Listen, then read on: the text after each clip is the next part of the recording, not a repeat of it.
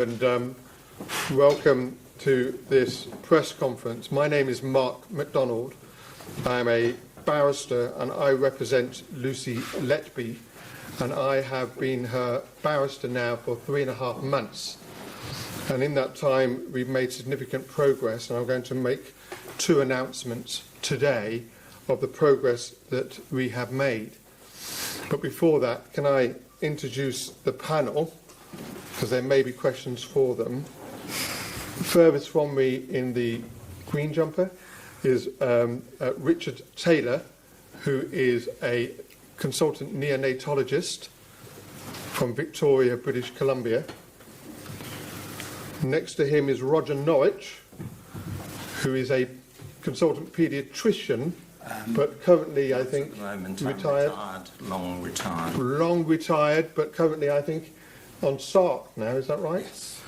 And Peter Elston, who sits immediately to my right, who's a member of the Royal Society of Statistics and will be addressing any questions you may have in relation to statistical evidence. I've got 2 statements I'm going to be reading out because there are, in effect, 2 announcements that I'm making today. One statement is from me. The second is from 2 consultant neonatologists, Dr. Neil Aiton and Dr. Svelena Dimitrova. Let me deal with the first statement from me. Today, the defence are announcing that they will be immediately seeking permission from the Court of Appeal to take the exceptional but necessary decision to apply to reopen the appeal of Lucy Letby and immediately review all her convictions. In August 2023, Lucy Letby was convicted in the Crown Court at Manchester after a trial lasting 10 months, 7 counts of murder and 7 counts of attempted murder. On the 24th of May of this year, the matter was before the Court of Appeal, but all applications for leave to appeal were refused. The primary ground of appeal at the previous hearings related to the admissibility before the jury of evidence from the lead prosecution expert, Dr. Darry Evans. The defence argued twice at the trial that Dr. Evans' evidence should be disregarded. This was refused by the trial judge. It was then later argued in the Court of Appeal. That was refused by the Court of Appeal. Remarkably, Dr. Evans has now changed his mind on the cause of death of 3 of the babies: baby C, baby I, and baby P. Dr. Evans had said to the jury that Lucy Letby had injected air down a nasal gastric tube and that this had led to the death of the 3 babies. This was repeated to the Court of Appeal, who may have been misled when they ruled on the applications for leave of conviction in the May of last year. Dr. Evans has also said that he has revised his opinion in relation to baby C and has written a new report that he has given to the police. This was some weeks, actually months ago now. Despite numerous requests, the prosecution have yet to give this report to the defence. The defence will argue that Dr. Evans is not a reliable expert, and given that he was the lead expert for the prosecution, we say that all the convictions are unsafe.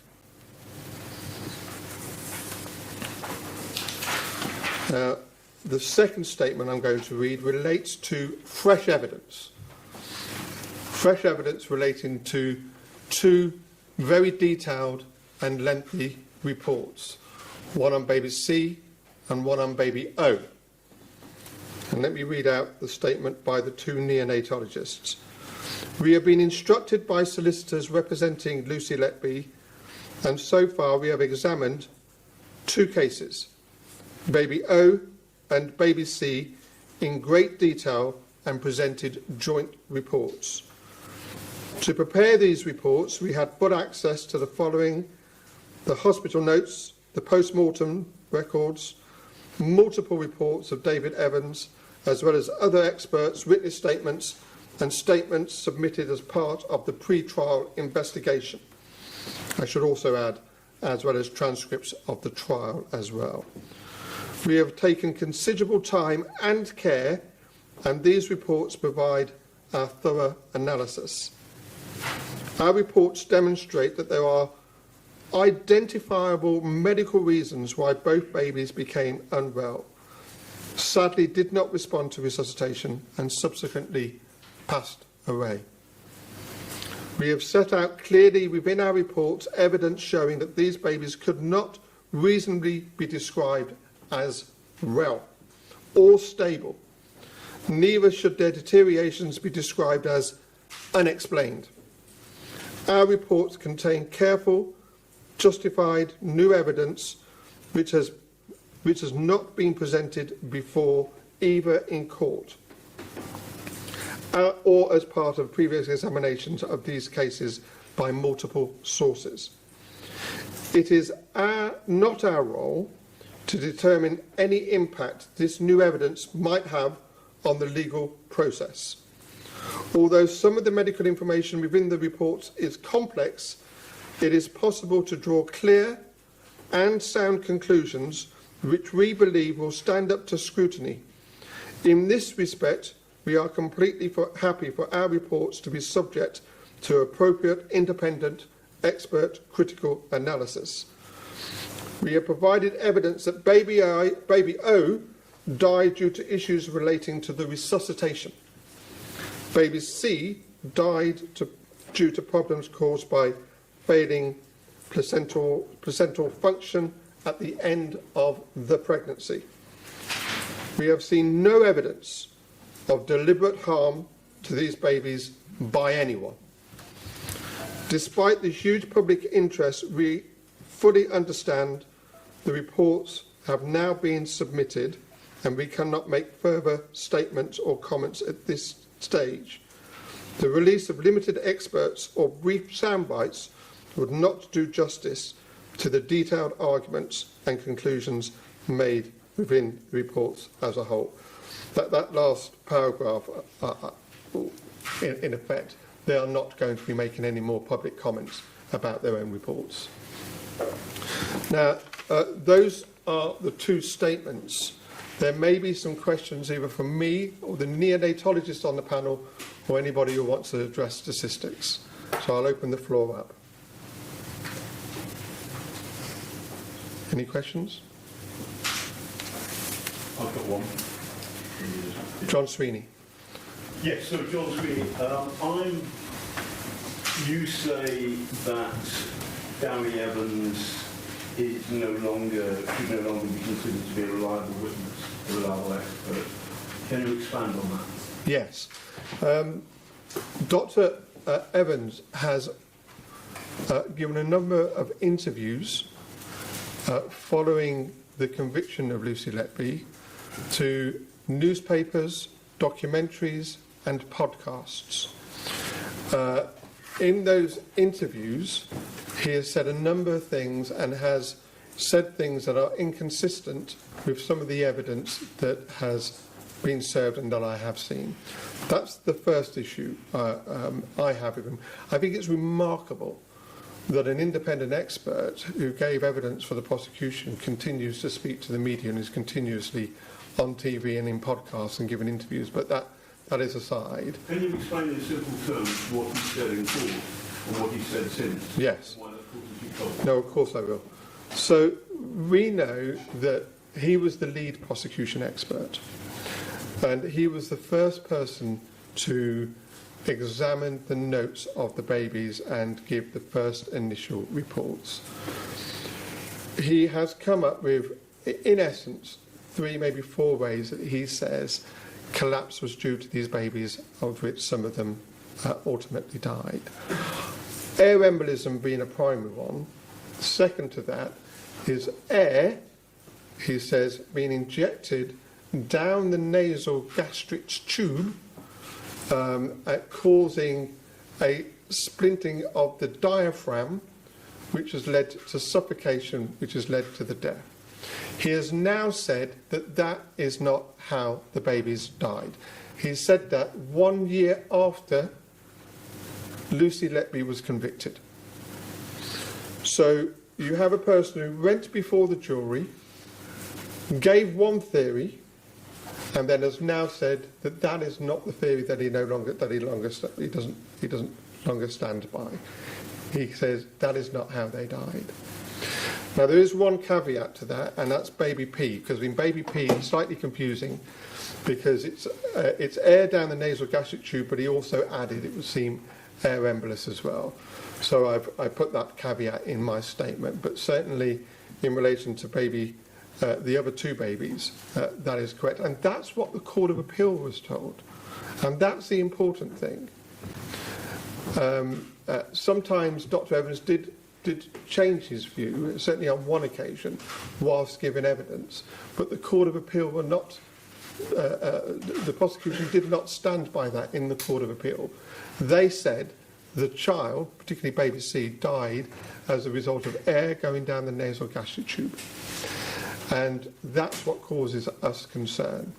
So we say, and it's a theory that we need to put before the Court of Appeal, that we want them to reopen their the last judgment and to re-look at it and to decide whether or not this expert, this lead expert, is reliable. And if it's not reliable, then all the convictions we say fall. Jonathan. Jonathan Coffey, can you tell us any more about what Dr. Steele and Dr. Ed mean by issues related to the resuscitation and failing placental function?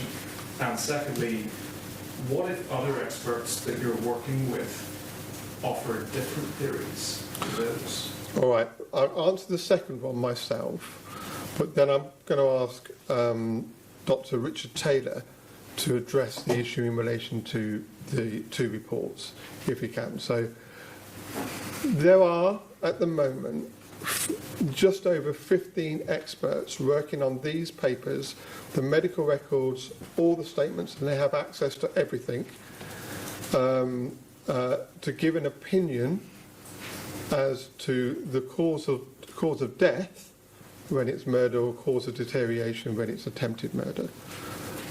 Those international experts are based all over the world, in America, Canada, Japan, Germany, Sweden. They are working on them at the moment. And I have had nothing to do with that process apart from give them access, and my instructing solicitors instructed them. And they have simply are working in the background. I expect to receive those reports in January. Now, Jonathan, you're absolutely right. If there is a tension between the reports that I get in from the international experts and those that I'm obtaining from the domestic experts, because the 2 domestic experts I'm talking about, Dr. Ayton and Dr. Dimitrova, are continuing to work on the babies. I know already that they are made significant progress in relation to baby F and baby P. So they're continuing to work on those. I don't have final reports yet. The tension is if there is going to be a tension, we don't know because we're now in the realm of speculation, would be between how a child may have collapsed or died or deteriorated and the medical rationale for it within the medical notes. So I may find myself with 2 theories or 2 hypotheses, but neither of them say that this child was deliberately harmed.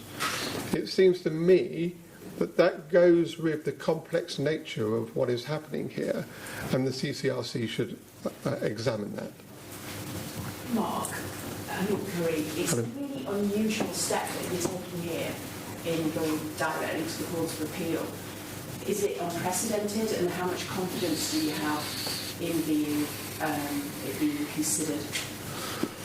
It is unprecedented. It's a rarely used device. There's authority on it, predominantly in the civil area of law, but there are criminal authorities on it. Well, one of the aspects is that we also have another remedy, which is the Criminal Cases Review Commission. But my argument is the Criminal Cases Review Commission is there to look at fresh evidence. This is not fresh evidence. This is the lead prosecution expert who has changed his mind, and the Court of Appeal may not have been told the accurate picture as a result. That in itself, I think, makes it unique that they need to relook at what they have decided already. It's done in writing. I will draft the application, and I've drafted it. It's going to go in. That application will then be decided by a judge as to whether or not he or she will allow the Court of Appeal to reopen it. But it is rare. In fact, it would be, using your term, unprecedented. And do the judges know this is happening? They do now. Mark, Charlotte Lynch from RBC. Hello. Presumably Lucy Letby knows you're making this statement today. How does she feel about that and the prospect of the case being reopened? Everything I do is with the consent of my lay client and my professional client, my instructing solicitor. How would you feel? How would anybody feel? You're a 34-year-old woman, you've been sentenced to life imprisonment without any hope, and suddenly we found such profound and significant evidence that may possibly overturn your conviction. I leave it to you to decide how you would feel about that. Hello. Can you introduce yourself, sir? I'm Victoria from Sky News. Hello. Victoria Bird. As you said, the Criminal Cases Review Commission would normally be the route when convictions are dismissed in the Court of Appeal. So how sure are you that this is not fresh evidence? How is it distinct that you can't use that legal route? I'm going to answer that question, but you know what I forgot to do?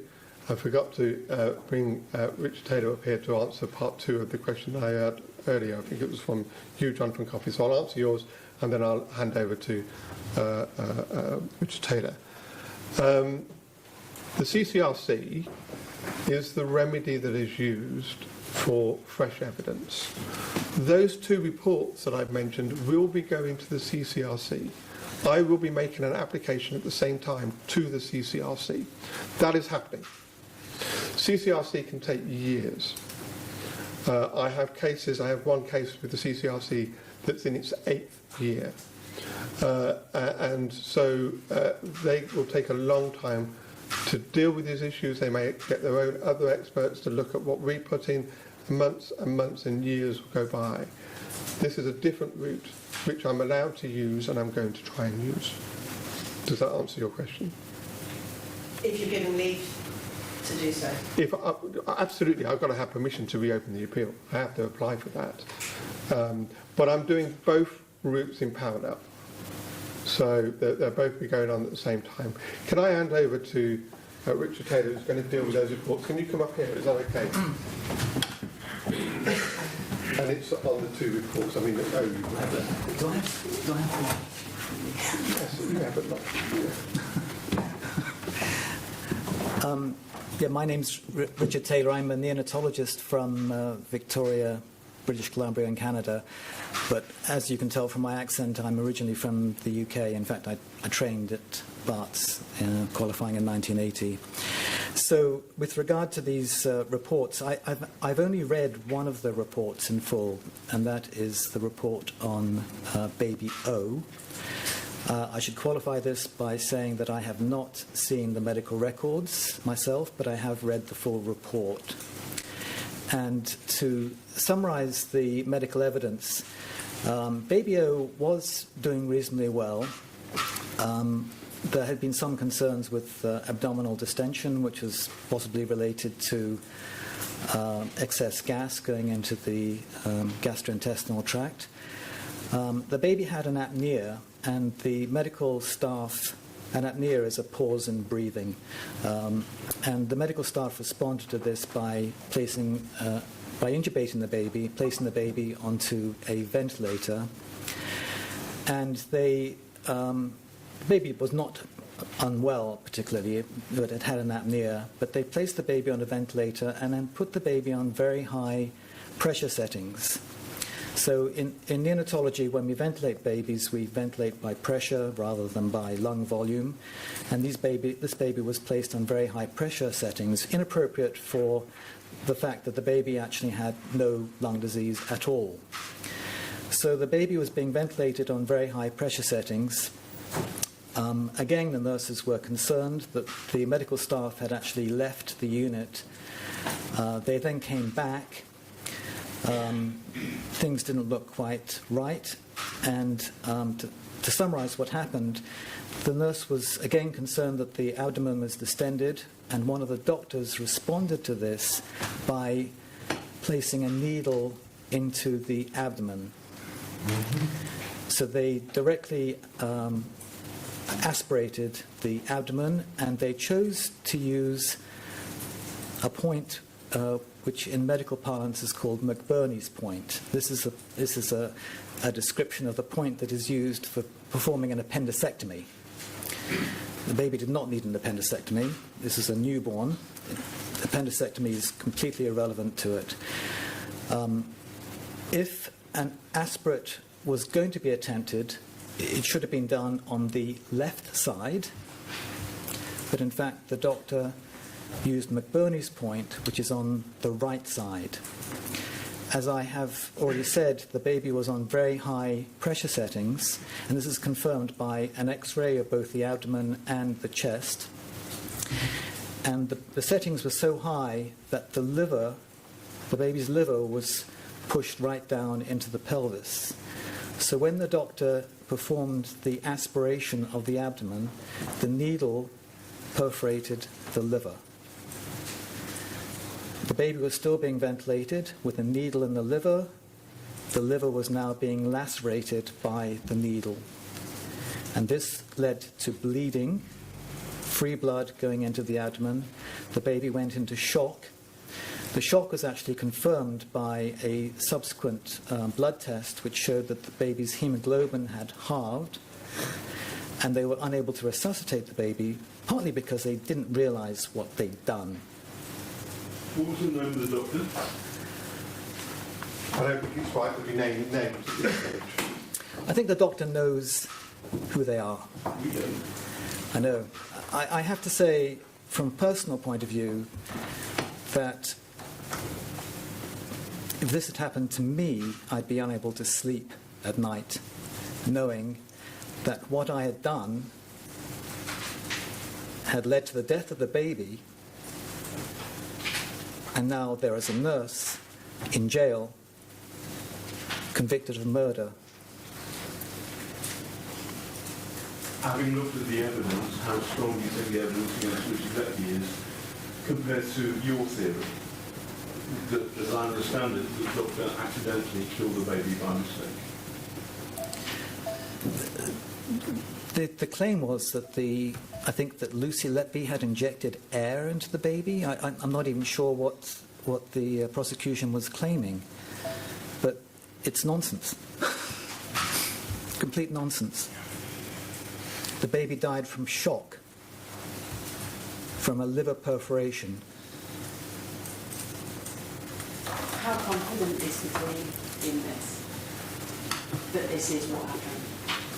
The report stands out, and I understand that the report is partly based on, well, it's fully based, in fact, on the medical records, and the medical records actually include a statement that an aspiration of the abdomen occurred at McBurney's point.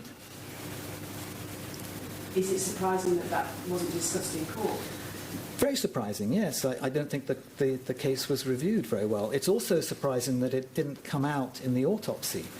But I understand that the information that an attempted aspiration of the abdomen had been made, this was not conveyed to the pathologist. The pathologist was unaware of that. Could I just ask you, this information that you was given, was it available to the prosecution at the time of trial? Yes. The prosecution knew of this at the time of trial? Well, they should have done, yes. It was available, yes. They had the information? Yes, it was in the medical records. Thank you. Could I just Yes, ma'am. The doctor had known what they'd done. I just want to be clear about that.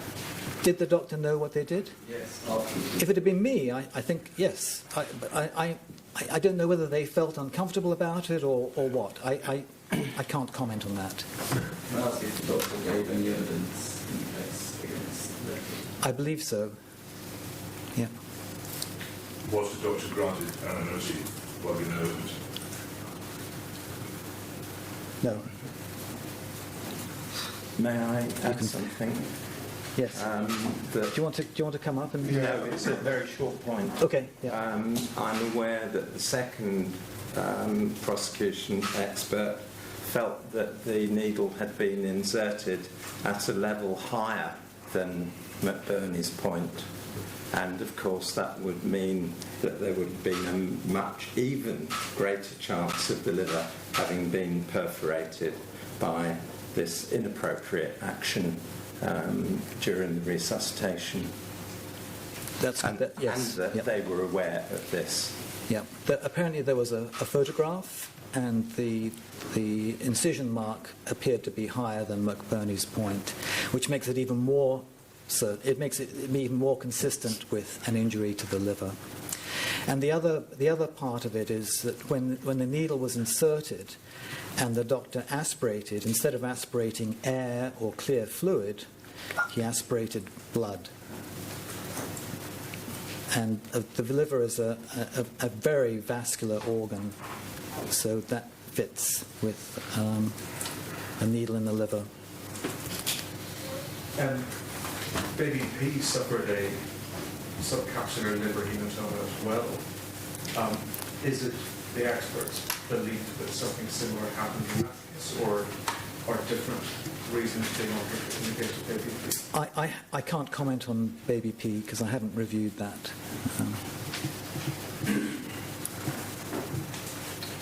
No more questions for me or for me? Oh, your copyright antibodies is just wrong. Have Okay. you any suggestion what Dr. Evans may have changed the cause of death to what he threw? no, what he says is that air down the nasal gastric tube did not lead to the death, is what he said. But what he has done is that he's drafted a new report in Baby C, which I've said, we're trying to get it, but we haven't got it. So we would like that disclosed as soon as possible, please. Is there any reason given for you not having received that report? No, not really. When did you ask? The day I found out in relation to the new report, which would have been, I think, about 6 weeks ago.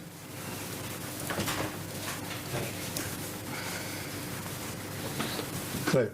My name is Lisa from the New York Times. I'm just looking for some clarification on the CCRC case. So you said the applications are happening in tandem. Do you know when roughly? Yes, they'll be going in both of them this week. I know because I'll be drafting them and putting them in.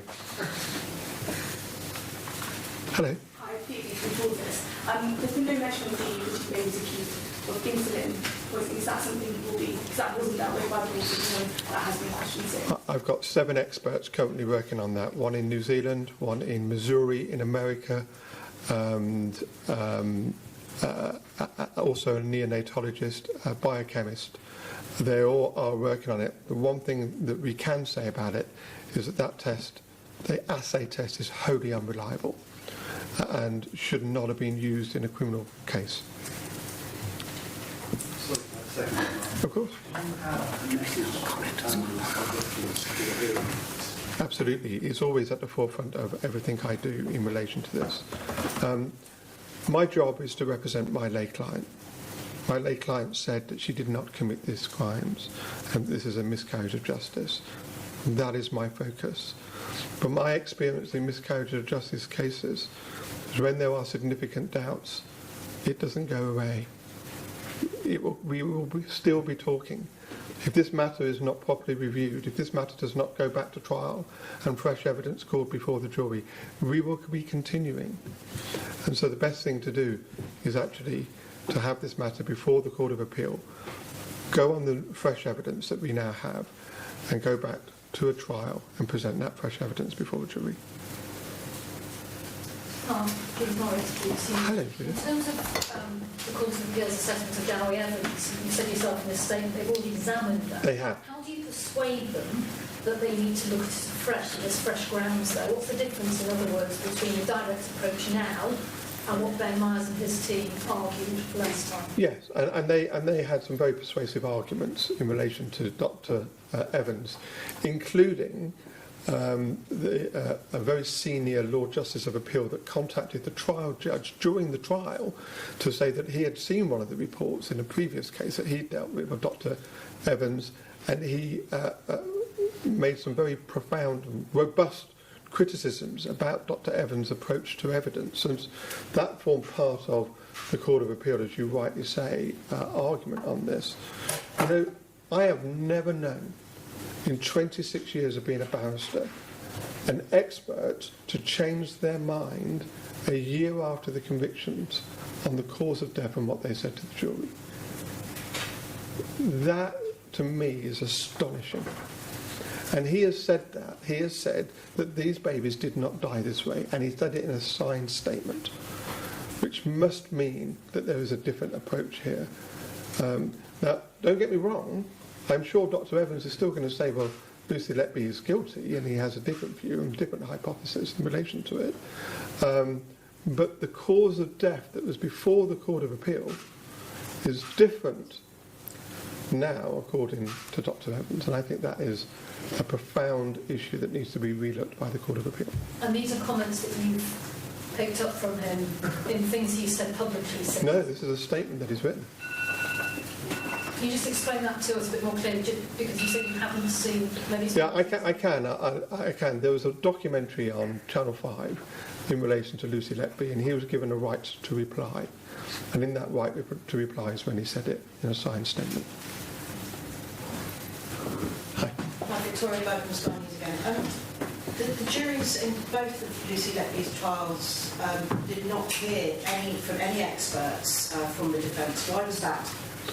I can't say why was that. I wasn't representing Lucy Letby at the time. Let me come back to you. Let me expand. You are right. Of course I've seen the papers. You are right that there were defence experts called. What I don't know, and what I haven't asked, and what I haven't gone into, is why they weren't called. Because I came in 3.5 months ago as a fresh pair of eyes to look at this case, to look at the prosecution evidence, to look at the trial transcripts, and to see whether or not the prosecution team have got it right. I have now found fresh evidence that they haven't, from very experienced experts, but it doesn't stop there. My approach has been, you simply can't have a neonatologist, a person who works in neonatology, as your only expert in a criminal trial. What I don't want to do is rely upon the people that read the papers, that read the books, that gave the opinion. I want the authors of the books, the authors of paper, and that's what I've got. Interests in her defence, if she can be able to call defence experts. That may be so.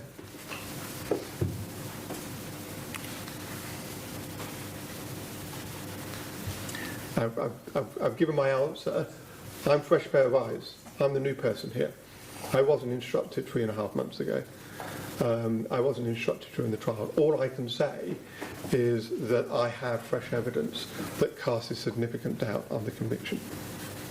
And can I say this, that I'm in no way, and I will not, and you will not hear me criticise the trial defence team.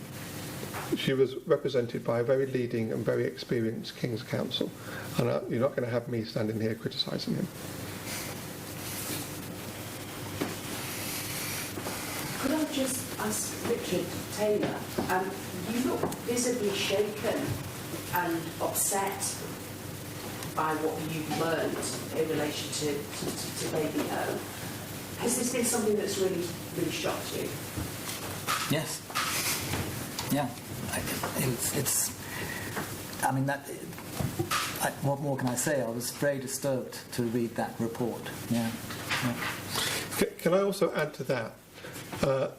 I've instructed and used many times in many trials expert reports. The reports that I have received are the most comprehensive, the most detailed, the most forensic, the most thorough reports I've ever seen given by an expert. And I made sure that both these experts separately looked at the notes, looked at the reports, and came up with 2 separate reports before they came together to form one joint report. So they both agreed on the analysis before they sat in a room together and came up with a joint report. And that's what's going to happen with every baby that they examine. We're just at the start of the process, but enough for us now to go to the CCRC. Any more questions? Can I just ask David Conn from The Guardian, can I just ask Roger and, sorry, is it 2 Rogers? No. No, Richard. Sorry, I had a brain play, Richard and Roger. Can I just ask you, as senior doctors, to actually become involved in this? And there are obviously many other senior doctors who are also becoming involved. Can you explain what your level of concern is? It's obviously unusual to be speaking out after convictions on this scale for eminent doctors to be speaking out like this. So can you explain why you're doing it and what your level of concern is?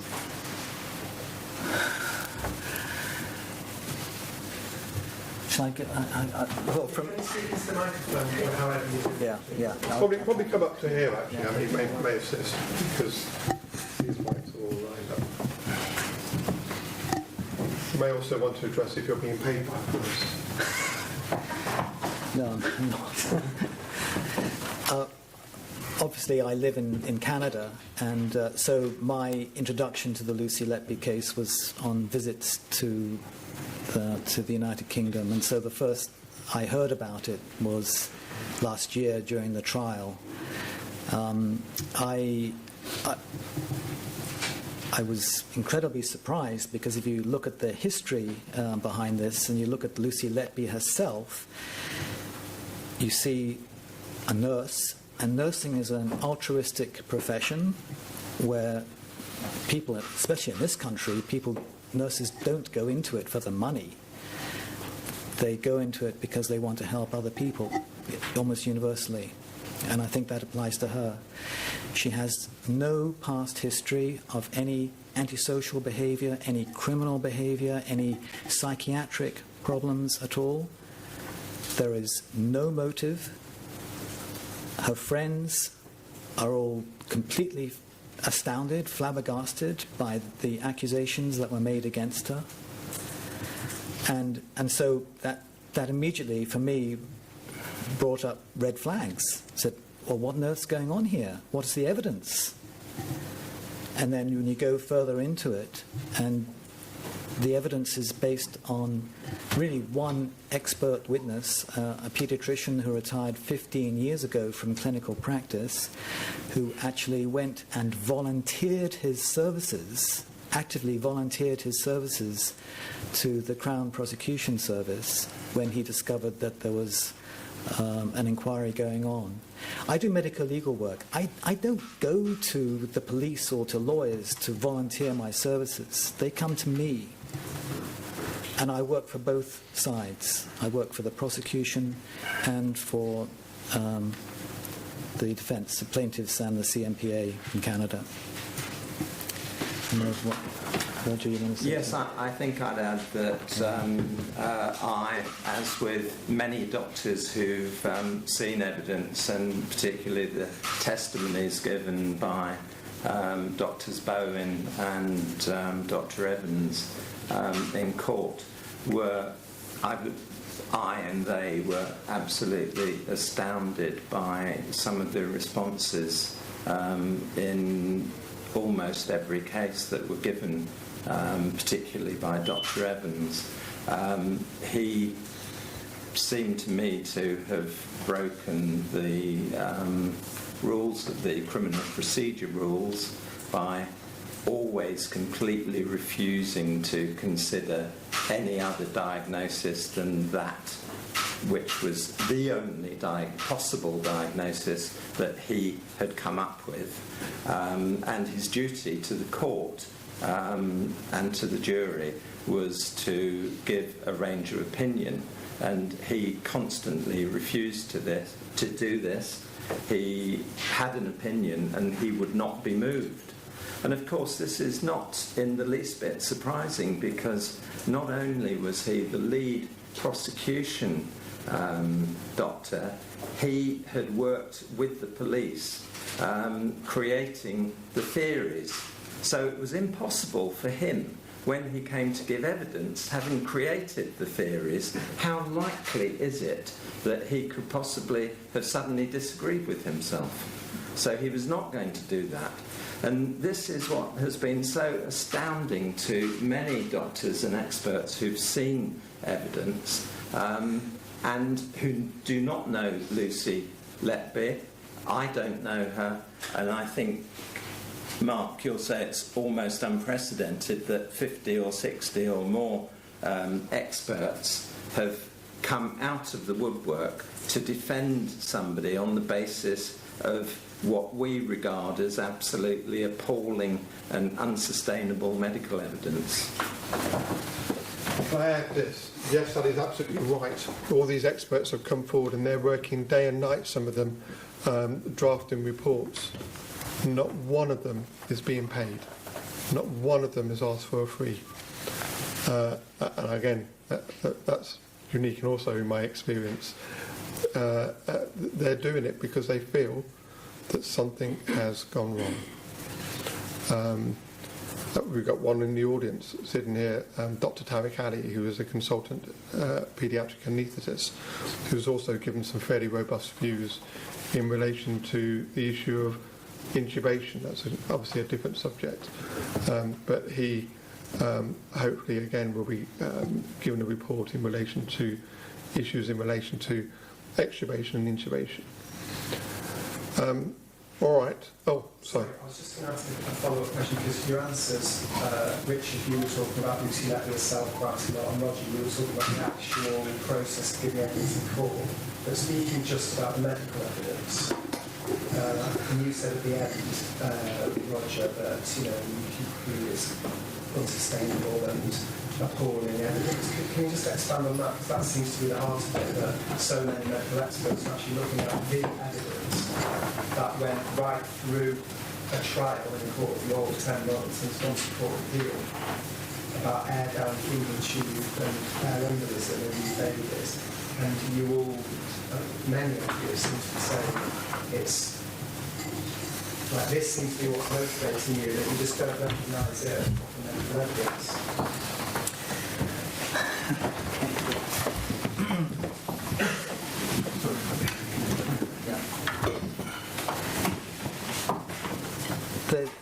I understand that Dr. Evans actually proposed varying causes of death. Air down the feeding tube was one of them, but air embolism was another one. There are really no experts on neonatal air embolism, and so that makes it a little bit difficult to challenge Dowie Evans, because he hasn't seen it himself and I haven't seen it. I can give you my own impressions about air embolism, because some of these babies after death, they actually did have x-rays performed. Now, air consists of 20% oxygen, 80% nitrogen. If it accidentally goes into a blood vessel, the oxygen will eventually get absorbed because the tissues will use oxygen that's needed for life. So eventually the oxygen will get absorbed, but the nitrogen will persist for some time. And so when air enters the circulation, even some minutes later, or hours later even, I would expect the air to still be present in substantial amounts on the X-ray. And that wasn't the case, as far as I can tell. I haven't seen the X-rays myself, but apparently there were minute traces of possible air which were consistent with resuscitation attempts.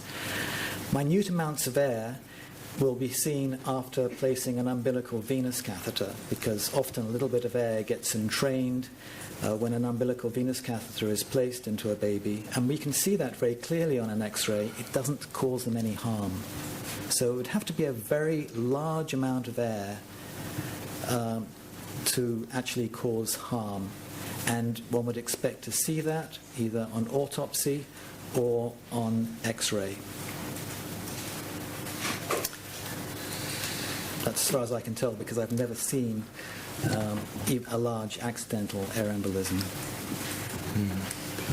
When you're looking at the evidence, when you're looking at the babies and what the evidence was of the babies and their condition and the maturity, and then you're looking at the evidence that was presented in the trial that was upheld by the Court of Appeal, presumably you're motivated to do this and to be here to talk about it because you also think that it doesn't add up and it's not sustainable. Absolutely, yes. I've only gone through some of the babies myself personally. I looked at the retrial. It was a baby K, and I only saw the transcripts on that one, and also one of the insulin babies. I can comment on that one as well, as far as we've got. The remarkable thing about the insulin baby was that some information that actually only was released publicly in the Thirlwell inquiry, and that was the actual insulin test result, which went to Liverpool, and the test result shows a slightly elevated cortisol level, a sky-high insulin level, a low C-peptide, or a normal C-peptide perhaps, but also what was missed, an incredibly high blood glucose value. And that was completely inconsistent with the clinical findings on the baby, where bedside glucometer measurements were extremely low, and in fact that was why the insulin level was measured. And yet the blood sample which contained which was used to analyze the insulin actually read 999 millimoles per litre glucose, flagged high and verified. That information appears never to have come up in court. It was not mentioned by the prosecution experts. There was no defense report, and it was never even brought up in court. Why? And Richard, can you tell us what that might be an indication of? 999 millimoles per litre is what the machine will give you if it's so high at the high end that it's off the scale. So it's actually higher than, I think, 54 millimoles per litre. It's just ridiculously high. It's just stupidly high. So we have two stupidly high numbers. The high insulin number, which was the one that the experts focused on, and with the high glucose, which was completely ignored. But does that point to guilt? So the argument of Dr. Evans is that points to Lucy Letby doing injecting in some way the baby with insulin. So I don't understand, because I'm not a scientist, what the consequence of what you're telling us is. So, okay, so the high glucose value in this sample it can mean a number of things. It could be a misprint. It could mean that the machine broke and churned out some. That doesn't really fit very well because it was verified. The most likely thing is that the sample was contaminated. It was contaminated, and that's what led to the very high glucose value. So is this compelling evidence of murder? In this particular case, it was attempted. The charge was attempted murder. It is evidence that the sample was contaminated, and therefore that makes it very suspicious, even invalid. If it was contaminated with glucose, it could have been contaminated with anything. So in simple English, this is not compelling evidence of murder. This is evidence of a bad testing system. It's evidence that the sample was contaminated, which means that any other results in it are suspicious. So it was It's murder or not murder? suspicious. We're talking about attempted murder, not yeah. Attempted murder or, Yeah. I think it means that suspicious is or an accidental thing. Sorry. I can clarify. It just means the sample should not be relied upon For anything. in court. Yeah.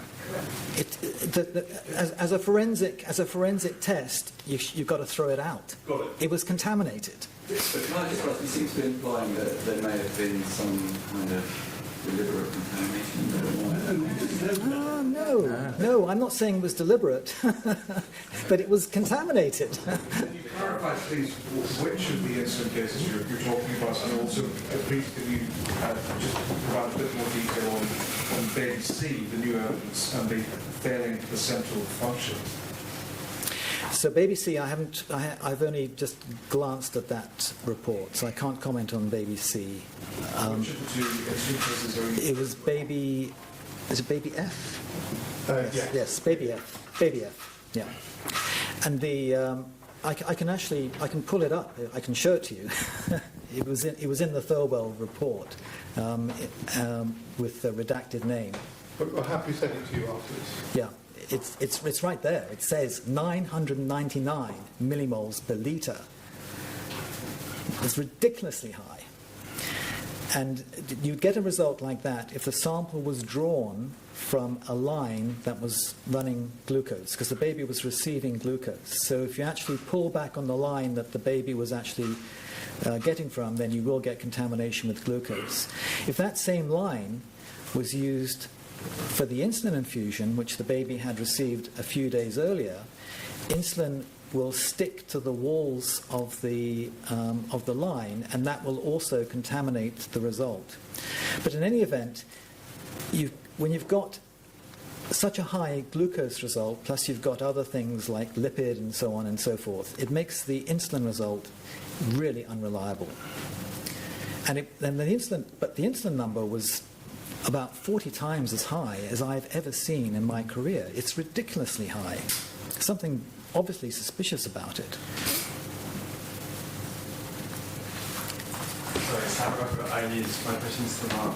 I mean, could you just recap for you, what are the 2 or 3 most high categories of fresh evidence that you have now found out? What the true reasons? Well, my starting point is, of course, the changing of the position of the lead prosecution expert, as I've outlined. In relation to O, it is that issue of the overventilation of the lung, the pushing down of the diaphragm, the moving of the liver that can be seen on the X-ray, the dropping of the HB, i.e.